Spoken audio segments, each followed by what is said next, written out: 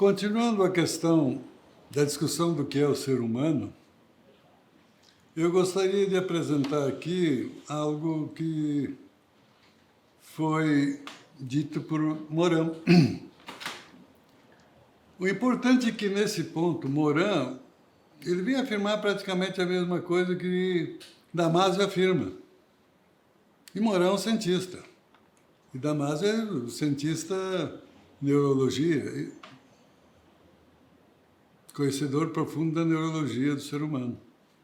Então, ele fala, Morin disse o seguinte: pode-se diagnosticar na história ocidental a hegemonia de um paradigma formulado por Descartes.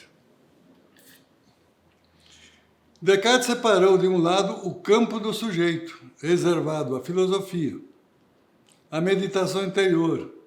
De outro lado, o campo do objeto das suas extensões, campo do conhecimento científico e mensuração e de precisão.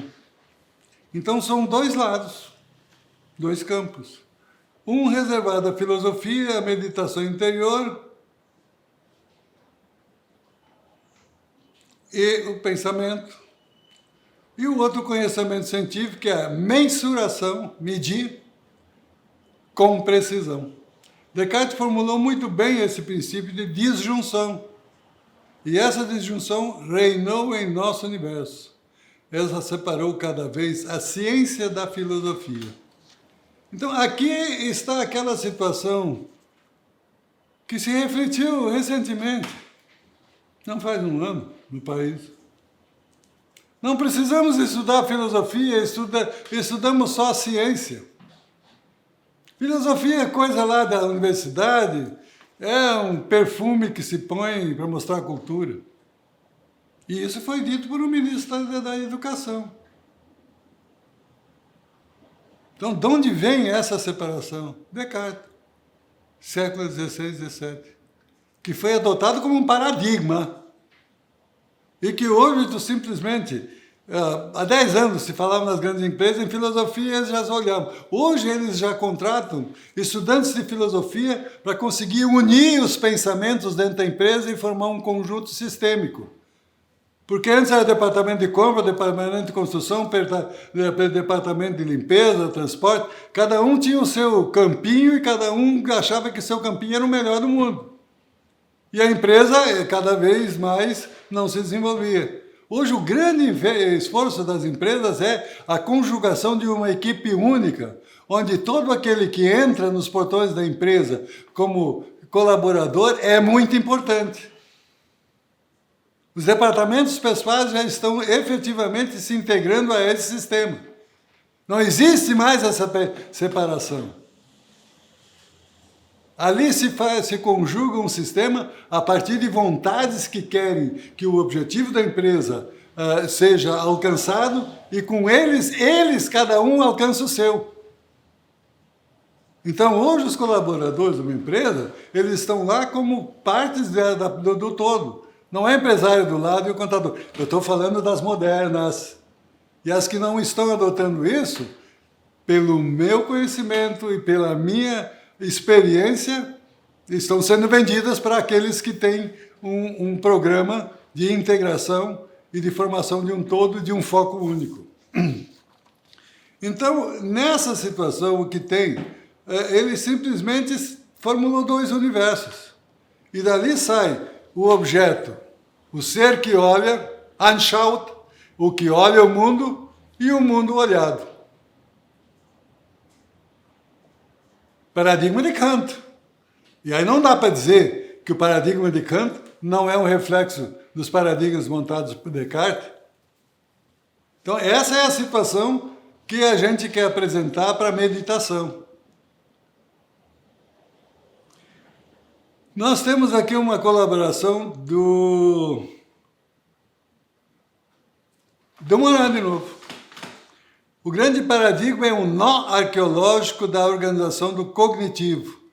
O nó lógico é aquilo que o nous, a filosofia de um povo, a cultura nos traz. É a cultura do social. A instância paradigmática une em um nó górdio a organização primordial do cognitivo e a organização primordial do social. Isso quer dizer o seguinte, a organização cognitiva pessoal de cada um, que se reflete na comunidade, passa a organizar a organização social, passa a ser uma primordialidade da organização social. Organiza a organização das computações que organizam as diferentes esferas, psicoesfera, sociosfera e noosfera. O que ele quer dizer é o seguinte, as organizações psicosferas, quer dizer, aquilo que se pensa e que se sente de um modo geral, a sociosfera, da mesma coisa no âmbito social, e a noosfera, aquilo que se conhece como realidade, elas passam a se organizar. E aí, estabelece e mantém a interação forte que dão unidade e controla as diversas dimensões da organização social, da cultura e das ideias. Então, o que nós temos que ver é que existem diferentes sistemas, psicoesfera, sociosfera e noosfera, que juntas compõem a organização social e cultural. Ela se modifica de lugar em lugar, de cidade em cidade, de morros em morros, porque são culturas diferentes, mas elas estão presentes nessa formação conjugada de um pensamento mais ou menos unificado, direcionado a um fim. O que nós temos que dar uma olhada nesse ponto é que a neurociência, segundo Delério, considera que as regiões existenciais ativem-se em conjunto, integradas num só organismo e, como tais, são inseparáveis. Essa constatação já faz ruir por terra a separação entre o sensível e o suprassensível, sobre o qual está estruturado tanto o pensamento metafísico quanto o empírico. É esta a base da paradigma da estrutura da ciência no aspecto do sujeito contraposto ao objeto. Esse paradigma desconstruído determina o surgimento de um pensar complexo, que integra a razão e a experiência ordenada por um processo epistemológico. O que quer dizer isto? É que no momento em que se trata essas situações como um todo, em que cada um se insere nesse todo e o todo se forma a partir deles, a gente tem que ter não mais um pensamento com objetos definidos. O pensamento, na realidade, passa a ser complexo, em que todas essas atividades sociais, psicossociais e culturais se organizam num todo só. E essas se integram no momento em que deve ser traçada uma política jurídica para o país. É isso que quer dizer. Toda ciência e filosofia tem um caminho que sobe e um caminho que desce. Platão chamava esses movimentos que a ciência faz em seu anabase e o catabases. O caminho ascendente leva o cientista da multiplicidade dos fatos brutos para uma teoria que, sendo mais simples e universal, unifica a multiplicidade dos fatos numa unidade. Então, o que eu quero pôr a partir dessa citação, novamente, do caminho que vai e caminho que vem? Se eu trato o ser humano como um elemento que é composto só do elemento cultura, eu saio do cultura, saio da cultura em que está encerrado cada ser humano e traço um conceito acima. A mesma coisa a parte social. Então, se eu integro essas duas, um sistema busca espaço no outro e há uma integração. Agora, esse pensamento não vai ser só a cultura. Ele tem que ser cultural e social. Ele tem que ter a organização constitucional como base. Por quê? Porque a vivência dentro de um país é segundo os termos da Constituição. Então eu não posso separar esses temas como se fosse tratamento isolado, objetos simplesmente fechados. É isso que está se propondo. Por quê? Porque na base do ser humano essas partes estão integradas num todo só. No momento em que eu trato o homem como somente sob o ponto de vista social e não cultural, eu trato o homem no tratamento biológico, a saúde, diferentemente da assistência no trabalho, eu estou repartindo um homem em pedaços. Não é um homem integral. Quando eu trato da cultura, eu estou escondendo o resto. Então, esse pensamento complexo, esse pensamento em que a fragmentação posta por Descartes, ele tem que ser modificado. É um processo que é composto de diversos elementos que se movimentam em conjunto. Mas isso é uma questão que pertence lá à política. Não! Vamos pegar o imposto de renda da pessoa jurídica. Eu ponho lá um patrimônio para gerar renda. Cada ano eu tenho uma atividade de lucro. O que diz o Supremo? Não, a lei pode pegar cada elemento, cada ano e separá-lo. O resultado de um não se reflete no outro. Mas a realidade não é essa. A geração de lucro numa empresa é um processo que começa quando a empresa é instituída e termina quando ela é extinguida. E o patrimônio é aquilo que é gerido pelos sócios. Agora eu pergunto, este corte, ele leva em conta as diversas facetas do processo em que é submetido a empresa? Aí a gente tem que ver, e é o que nós vamos voltar mais tarde, é a estrutura da função proposta por Norberto Bobbio. Nós temos uma estrutura social, econômica, que é a realidade que tem que ser tratada como realidade. Não se pode sair dessa realidade para conformar uma coisa ideal. Volta-se àquela situação do Cirne Lima. Não se pode tirar leite real de uma vaca pensada. Desculpe repetir esse tema, mas ele nos diz, eu penso e aquilo vai ser a base da minha conformação. Eu saio da realidade. Então, aqui temos a situação do caminho ascendente. Eu tenho que sair da base de uma empresa e ver o conceito de empresa. Eu tenho que sair do conceito de empresa e tenho que baixar para a realidade em que ela vive. Então, esse procedimento, essa estrutura contínua, ela não pode ser deformada. E ela é deformada porque Descartes dizia, fragmentem e simplifiquem. E isso foi aceito por Kant, por Fichte, por Hegel. Por quê? Porque eles queriam isolar cada elemento para dar um tratamento conforme a sua intenção. É essa a ideia que está posta. Então, essa situação da unificação, da multiplicidade, no ser humano é muito importante. Ah, não, eu dou assistência para o povo. Mas quem é povo? Cada pessoa é parte do povo. E aí eu digo que eu dou assistência para o povo e ela está muito bem, e olho nos corredores dos hospitais a gente morrendo no chão sem assistência. Se é assistência para o povo? Se parte do povo não está assistida? Não, mas se eu estou fragmentando o povo é uma coisa, a pessoa é outra. Será? Mas se pensa assim.